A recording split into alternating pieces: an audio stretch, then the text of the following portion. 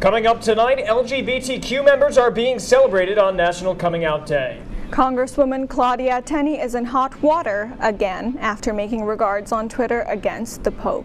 And in Syracuse, people are taking to Columbus Circle to celebrate the controversial holiday. WTOP 10 Nightly News starts now.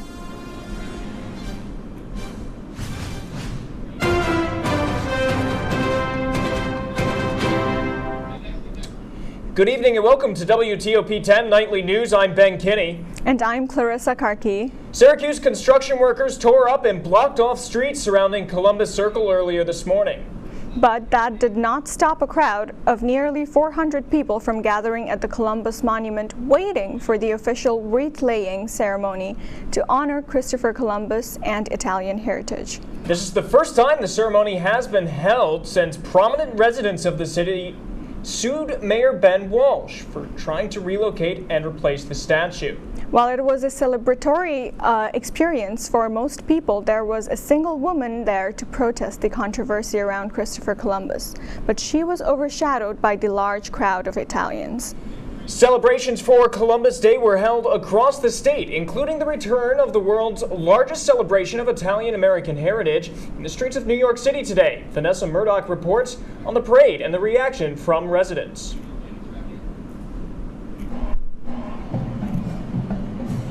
Italian flags and proud Italian-Americans fill and line Fifth Avenue today to show pride of culture.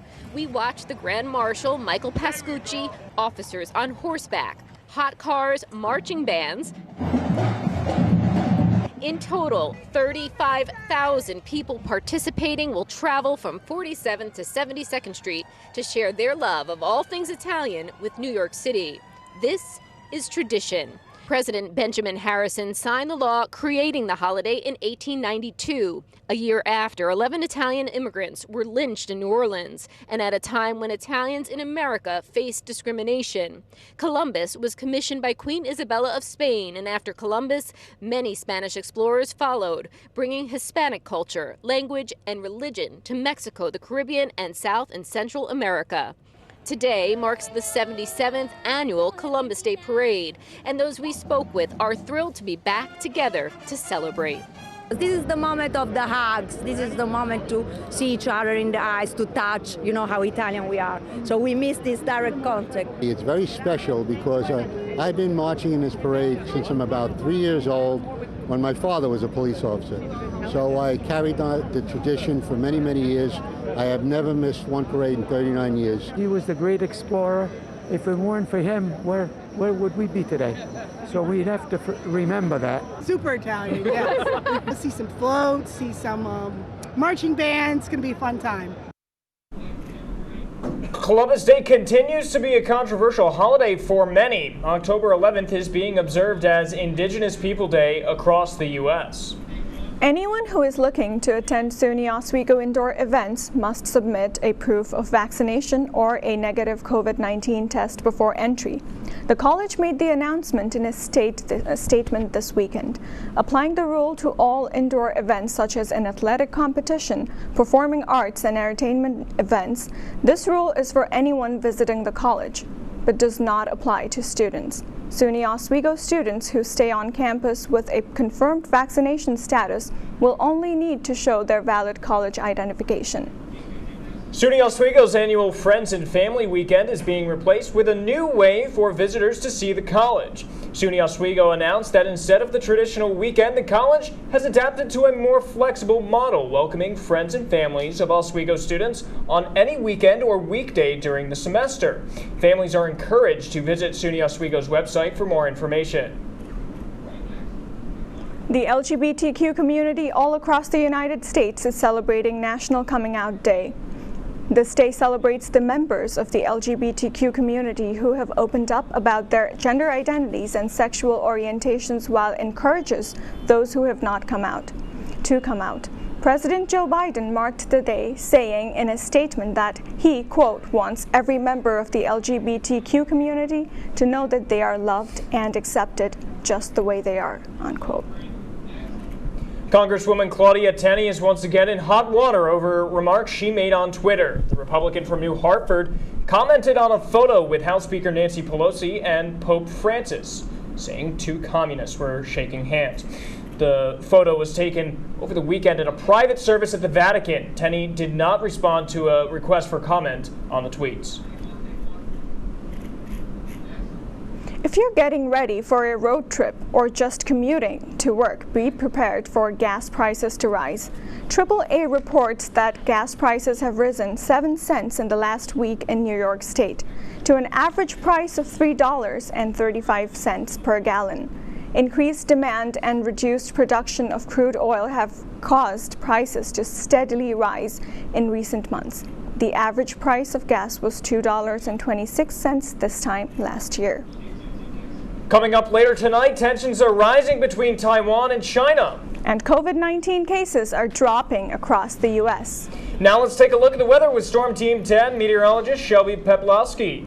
Shelby, how's it looking? Great question. The stretch of weather continues into Tuesday with temperatures seeming to reach into the high of 78 and by the afternoon tomorrow. This, however, won't stick around as clouds start to move back into the area starting Tuesday night. Cloud cover begins to drop, begins to come in as temperatures Wednesday only seem to reach in the 70s. Rain will also move into the area with chances of rain starting Tuesday night. The same showers sticking around until Saturday night. Please stay tuned for my full weather after the break.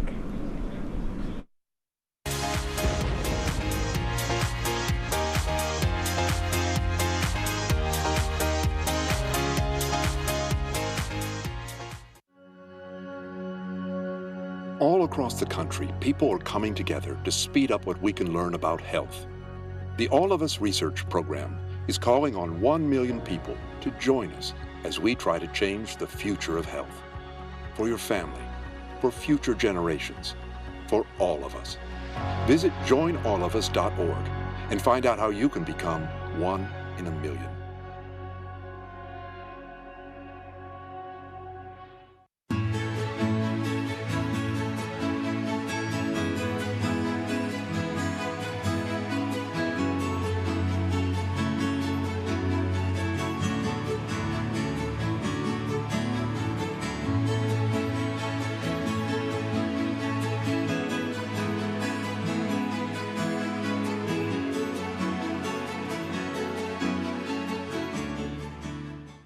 Our son Arjun was born with cystic fibrosis. CF is a genetic disease that shortens lives. When the foundation was founded in 1955, children with CF rarely lived long enough to attend kindergarten.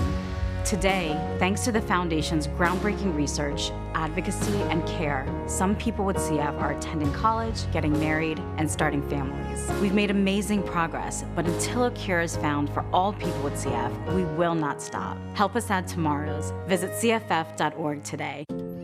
Is there a danger hiding in your home? Unused opioid medicines could harm your family. Find your unused opioid pills, patches, or syrups and learn how to dispose of them safely at fda.gov/drug disposal.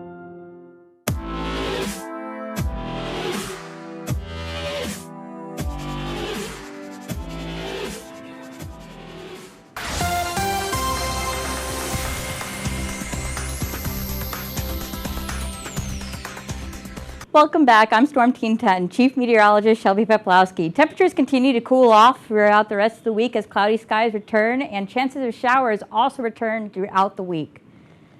As of right now, temperatures in the central part of New York are in the into the mid to upper 60s, continuing throughout the night. Right now, air quality is in good condition. And that leads into temperatures dropping into the low 50s tonight as cloudy conditions and winds southeast at 7 to 9 miles per hour come in. Perfect time to walk the dog or go for that late night run. For your day planner tomorrow, clouds start out mostly cloudy with with temperatures in the low 60s, slowly climbing up to 70 around noon. As clouds begin to break and dissipate, clear skies will come into the area as highs reach around 76. Temperatures will reach a high of 78 tomorrow, with winds coming from the southeast at 9 to 13 miles per hour. For your full weather, clouds move into the area as tomorrow temperatures stay high into the upper 70s. Clouds are turning slowly as cooler temperatures return into the 70s with a low of 60. Thursday and Friday, we see more clouds moving into the area with a chance of rain showers returning Saturday and Sunday with your highs in the 60s. Please stay tuned for more news after the break.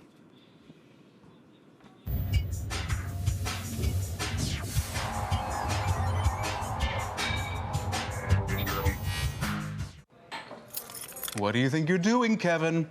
Was just gonna drive home. There are several warning signs present that you shouldn't be driving. Like hearing voices? Like your text-to-emoji ratio? Oh man, the selfies. Selfie, nailed it. We all have warning signs that let us know that we're probably not okay to drive. Mine is pretending to be your subconscious. Craig, come on man, let's split a ride home.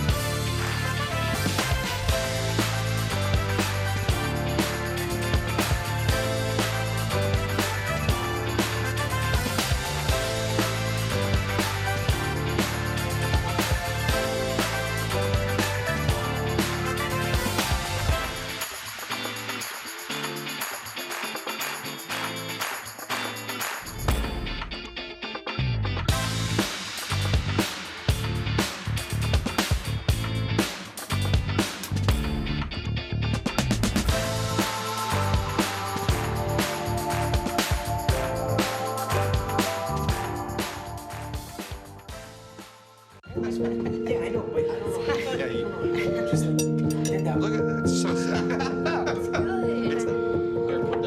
Here, put that in front.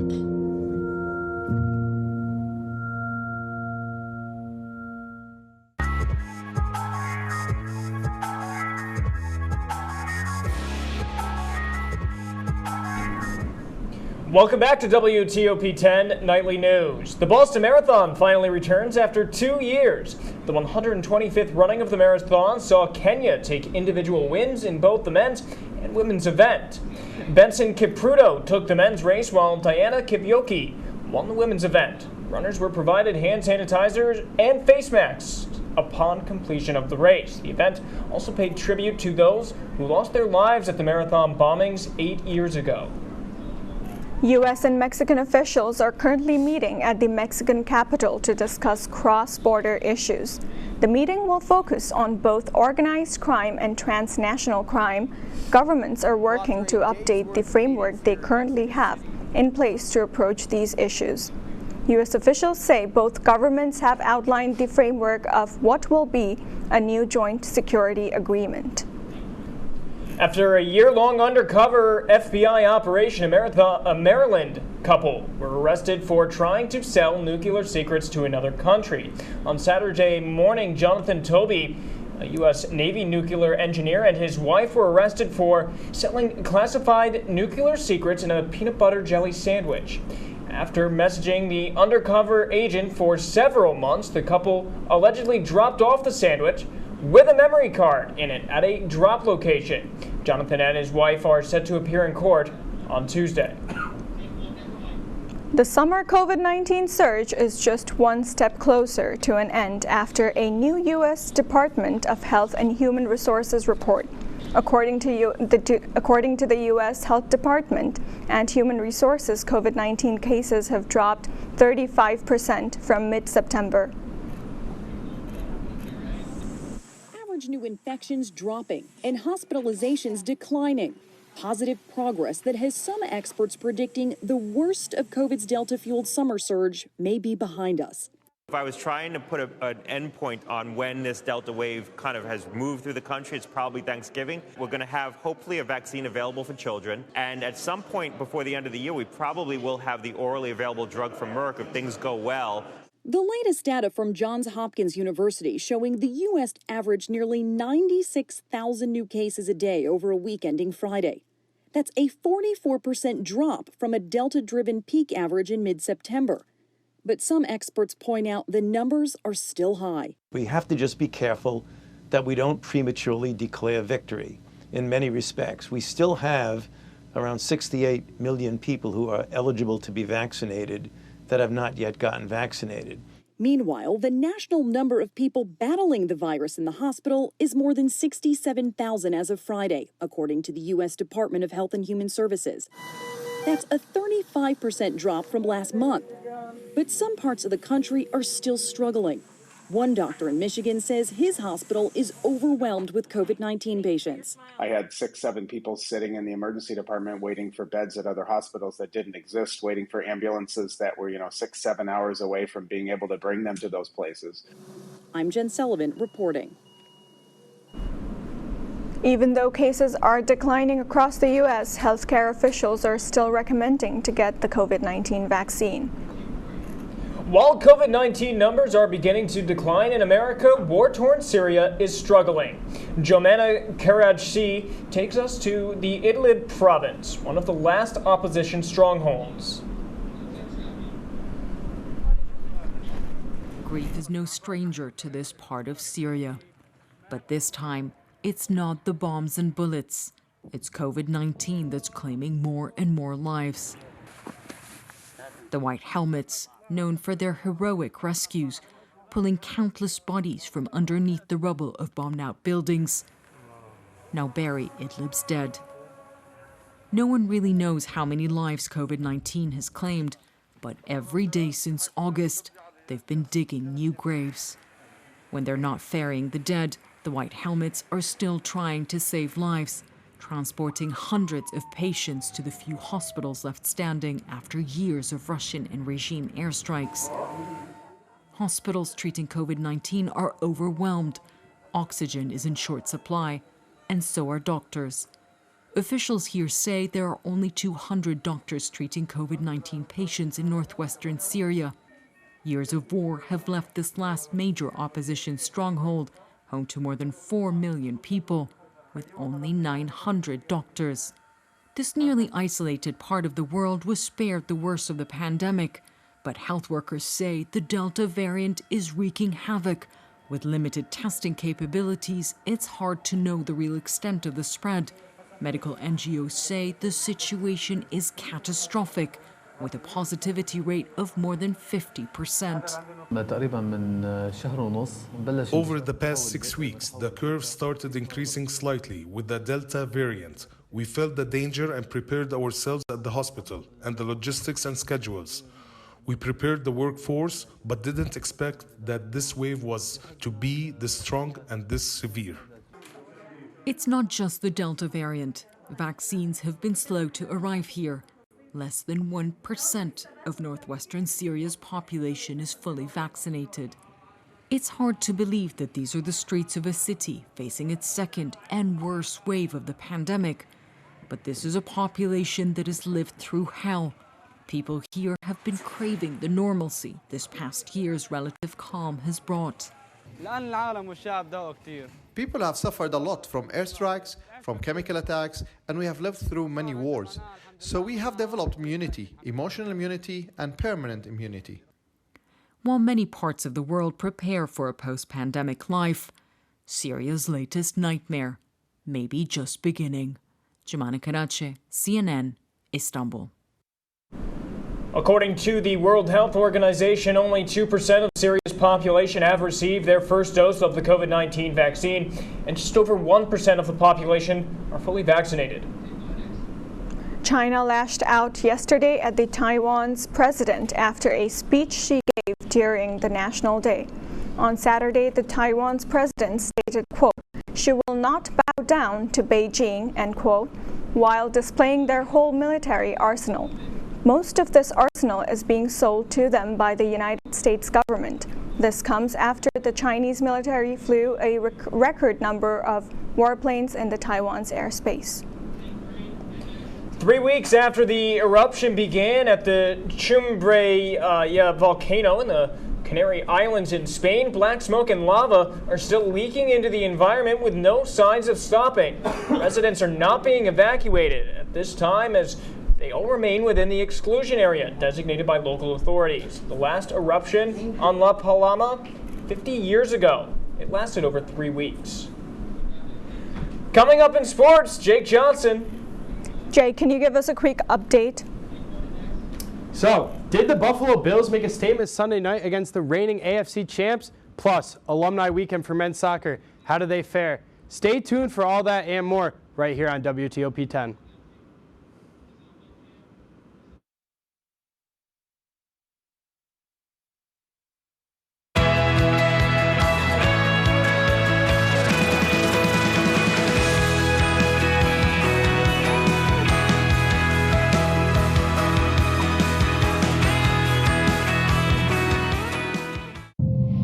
You quit smoking and thought, that's that.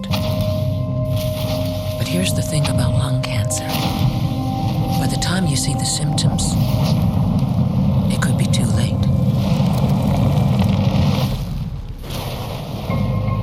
But now, there's a new scan that can detect lung cancer early when it's more curable. If you smoked, get scanned. Talk to your doctor or learn more at savedbythescan.org.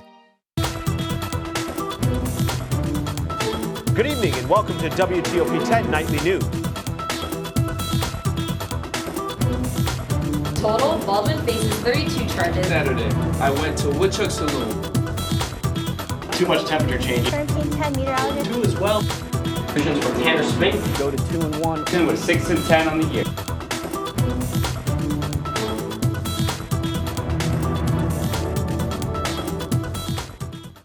One in 3 adults has pre-diabetes. That means it could be you. Your barber. Your barber's barber. Nice work. Thanks. With early diagnosis, pre-diabetes can be reversed. Take the risk test at doihaveprediabetes.org.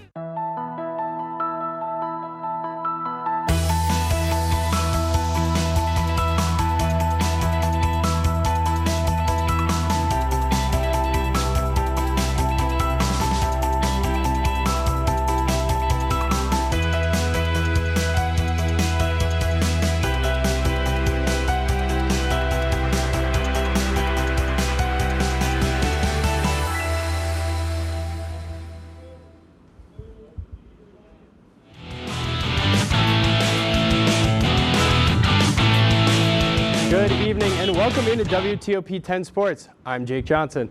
Well, it was an important SUNYAC weekend for the men's soccer team, and as men's soccer has done a lot this season, they took Friday's game against Brockport into double overtime. With the ball bouncing around in the box, Captain Ryan Young would push it bottom left corner and give the Lakers a 1-0 win. Saturday, they would not find the same success. Geneseo would find the net twice, and that would be too much for the Lakers. Later in the second half, Geneseo would get a red card, but the Lakers could only push across one goal and were defeated 2-1. Another important game this weekend as they take on the Cortland Red Dragons in a huge SUNYAC clash. The women's team would have the same result against Geneseo. They would be shut out on the road by a final score of 0-4. The first half would finish 0-0, but Geneseo would take 5 shots on goal and 4 of them would find the back of the net in the second half. Friday would offer up the same result. The Brockport Golden Eagles would win 2-1 over the Lakers. The lone goal scorer of the weekend was Grayson Madden, who scored on a penalty kick. With the 2 losses, the Lakers moved to 5-5 overall and 2-4 in the conference. They will take on Hamilton College tomorrow at 3 p.m. Now let's fly over the pond and check on the New York Jets. They would battle with the Atlanta Falcons at Hotspur Stadium in London. Both teams came in 1-3 and looked to right the ship. At halftime, the Falcons would have a commanding 20-3 lead. In the second half, though, the Jets would fight back, but they came up just short, losing 27-20. With the Jets moving to 1-4 now, they will have a bye week and look to rest up for the long haul of the season. The decision now comes, will it be a playoff push or draft tanking? The Atlanta Falcons will also be on a bye week and will face off with the Dolphins in 2 weeks. Another New York team that is facing the same problem, the New York Football Giants. They would head down to Jerry's World and take on the Dallas Cowboys and their hot offense. It would be a nightmare from the start for the Giants. They would only go into the half down 7, but it would spiral from there. Starting quarterback Daniel Jones would take a hard hit and come up woozy. He would had to leave and was later diagnosed with a concussion. Big free agent acquisition Kenny Golladay left early due to a knee injury. Lastly, star running back Saquon Barkley has a low ankle sprain, and his timetable for return is unknown. The Giants may be without their top wideout, running back, and their quarterback as they move on to face the Rams next week. Cowboys would win 44-20. Now technically the only New York team in the Buffalo Bills, they made the long trip to Arrowhead Stadium to take on the Kansas City Chiefs for Sunday Night Football. We're going to take it right here, starting off the Buffalo Bills down by 3 here in the second. Josh Allen, he's going to find Emmanuel Sanders deep in the end zone. It's going to give him a 4-point lead down here. Now, later in the second quarter, Josh Allen, again, he scrambles out of the pressure, and he's going to end up throwing it down to Dawson Knox, and Dawson Knox is going to find the end zone, 88 for another one. That's his 5th touchdown of the year.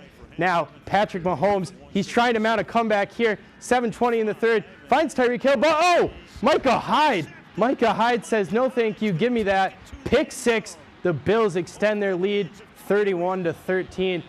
The Chiefs trying to claw their way back into the game here. And Josh Allen on 3rd and 17, he's going to go down and get sacked.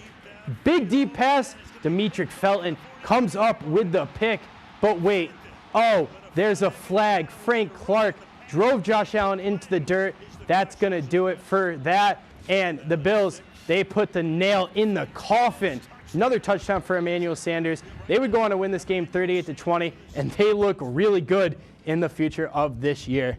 Oh, thanks, Jake. Finally hockey season this weekend. Yeah, finally hockey. Starting this weekend, it's going to be the men's team taking on Utica. That's going to be right here at 6:30 on WTOP 10. But the weather for this weekend, how are we thinking that's going to line up? Can everyone take a nice, safe walk to the campus center? Might be a little wet coming into the campus center around the time for the hockey game. I know I'll probably bring my raincoat just in case, because it's a far walk to the village. Other than that, 50% chance with a high of 68 tomorrow. Other than that, is there any sports going on? Yeah, I mean, this weekend, other than hockey, the Boston Red Sox right now, they're up 5-3. They're looking to clinch the series. And, of course, the Atlanta Braves, they won today. They're up 2-1 in the series. It'd be nice to see the Sox clinch the series on Marathon Monday in Boston. That would be awesome. All right. Now, what did you guys do this weekend? Just studied. It's midterms week, so studied, just stayed in, watched Netflix. That's it. It was a beautiful weekend. I went out. I got apple picking. A lot of fun. All right. That's our report for tonight. Be sure to stay tuned for important discussions coming up next. Thank you for watching. Have a great night, everyone. Bye-bye.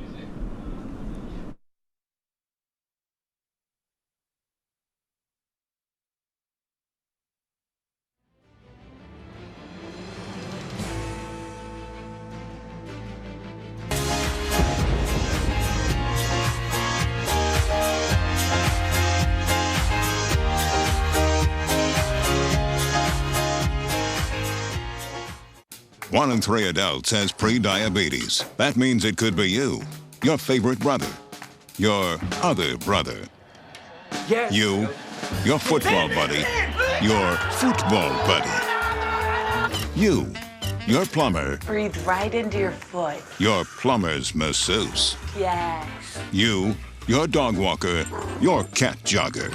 With early diagnosis, pre-diabetes can be reversed. Take the risk test at doihaveprediabetes.org. Here at WTOP, we pride ourselves on delivering you all the news you need to know from the day's events. Whether it's happened on Capitol Hill or right here in Oswego, we make sure you know all about it. We keep you up to date on all your favorite Oswego and professional sports. And our Storm Team 10 meteorologists will make sure that you know exactly what weather you're up against when you start your day. Every Monday through Thursday night, make sure to tune in to Channel 10.2, because at WTOP, we don't just tell you the news. We are the news. We believe in patriotism. We believe in our country. For 100 years, veterans have been impacting our nation through the American Legion. Learn more at legion.org/webelieve.